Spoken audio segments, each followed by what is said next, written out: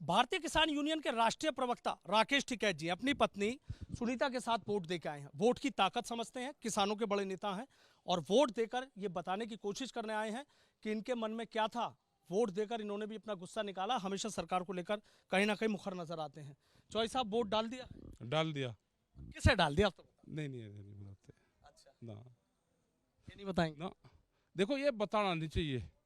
सब कैंडिडेट को ये लगे कि वोट हमको दी होगी, उसको विश्वास रहना चाहिए। हाँ। अब अगर वोट बता दिए किसे दी तो 70% तो वहीं कट जाएंगे। अच्छा। तो क्यों काटो किसी को भाई? अच्छा, वैसे क्या लग रहा है मुजफ्फरनगर की बात करें?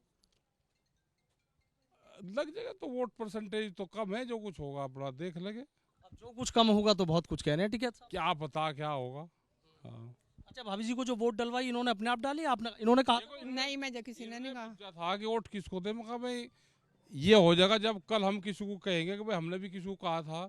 हमने किसी को नहीं कहा भाई कि किसको वोट देनी, ना अपनी बतानी ना किसी को कहनी। घर में भी जिसकी जो मर्जी उसको दे दो।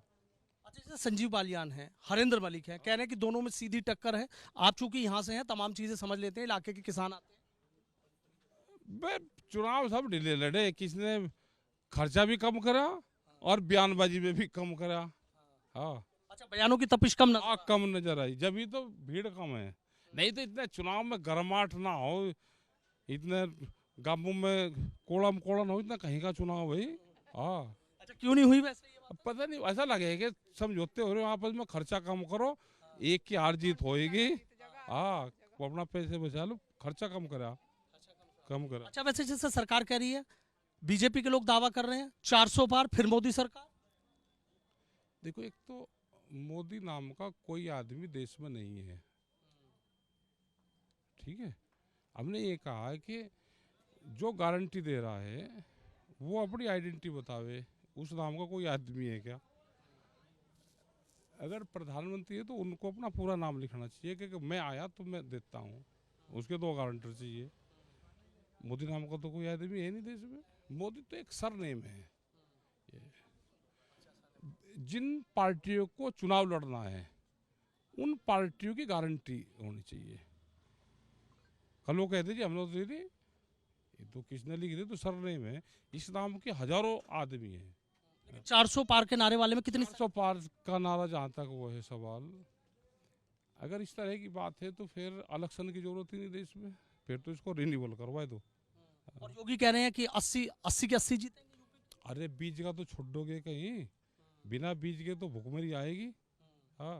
अब पश्चिम उत्तर प्रदेश में वैसे क्या लग रहा है चौधरी साहब, चूंकि मुजफ्फरनगर से हैं और कहते हैं कि मुजफ्फरनगर की हवा जिधर चलती है लोगों का मुंह मीठा कराते सबसे। कोई बताने का किसी को, मुजफ्फरनगर के लोग नहीं बताने के, किसी को नहीं बतावे, आप किससे पूछ लो। तो टिकैत साहब से पूछ लेते हैं फिर कौन है। अच्छा, वैसे बताओ दोनों में किसका मुकाबला खड़ा लग रहा है, संजीव बालियान या हरेंद्र? दोनों ही ठीक है, सारे ठीक है, और कैंडिडेट भी है, सारे ठीक है जो चुनाव लड़ रहे हाथी वाले दारा सिंह? सारे चुनाव ठीक है, क्योंकि उनका भी लाठी बहुत लग रही है तो वे भी मजबूत है। हाँ, अब की बार चुनाव धार्मिक उस पे नहीं गया, क्षेत्रवाद जातिवाद पे ज्यादा लोग गए हैं, उस पे ज्यादा। लेकिन जैसे जयंत चौधरी साथ आ गए थे संजीव बालियान के साथ, मतलब बीजेपी के साथ, तो आपको नहीं लग रहा कि रहा आसान? क्या बता क्या होगा, कौन किसको पूछ रहा, तो ताल पट्टी, जिसके भागते भूत की लंगोटी, जिसके हाथों लग जाएगी पकड़ लो। हाँ। लेकिन अच्छा, सरकार जिसकी भी बनेगी तो बात किसानों की। आंदोलन, सरकार जिसकी भी बने, आंदोलन होंगे। कर्जा माफी का बड़ा सवाल पूरे देश भर में है, उस पर बात होनी चाहिए। स्वामीनाथन कमेटी की रिपोर्ट है, कुछ पार्टियों के घोषणा पत्र अब की बात गांव की कच्ची पगडंडी पे को गए। हाँ, तो कम से कम पार्टियों ने अपने घोषणा पत्र में किसान का नाम लेना शुरू करा, तो ये आंदोलन की बड़ी शुरुआत रही। आंदोलन तो पश्चिम उत्तर प्रदेश में भी चल रहे हैं, राजपूत समाज के, ब्राह्मण समाज अलग पंचायत कर रहा है और समाज अलग कर रहे हैं। ये जो बदलाव है इसे किस नजरिए से देखते हैं? उनके जो आंदोलन है उनके किसी पार्टी के उसमें आंदोलन है, तो ये लगता है कि हमारे बड़े नेताओं को अवॉइड करा जा रहा है, जिनका पार्टी में बड़ा सहयोग रहा और रहा भी है, बड़े नेता रहे, उनके पार्टी में बड़ा सहयोग रहा, तो उनको अवॉइड सा करा जा रहा है। अच्छा, टिकैत जी तक ये बात पहुंच गई है कि उन्हें अवॉइड किया। अच्छा, कौन से नेताजी ने अवॉइड कर रहे हैं? नहीं, सबको पता, जो जो जिस जाति के हैं भाई उन्हीं को अवॉइड करा जा रहा है।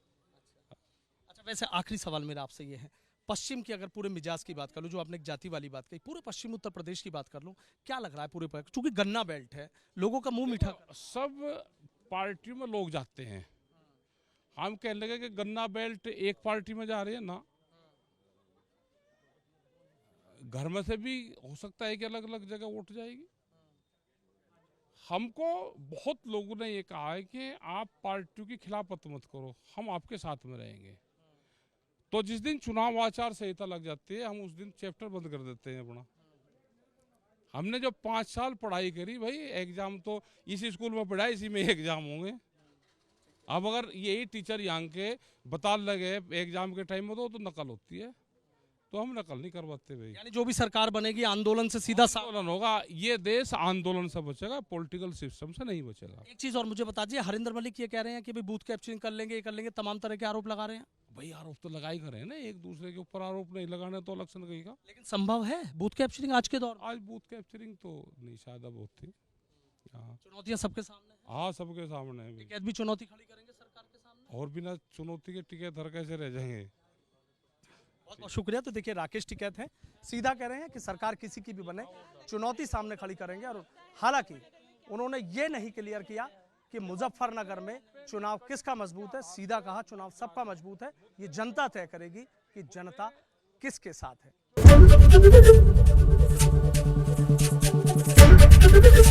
एबीपी गंगा, खबर आपकी, जुबान आपकी।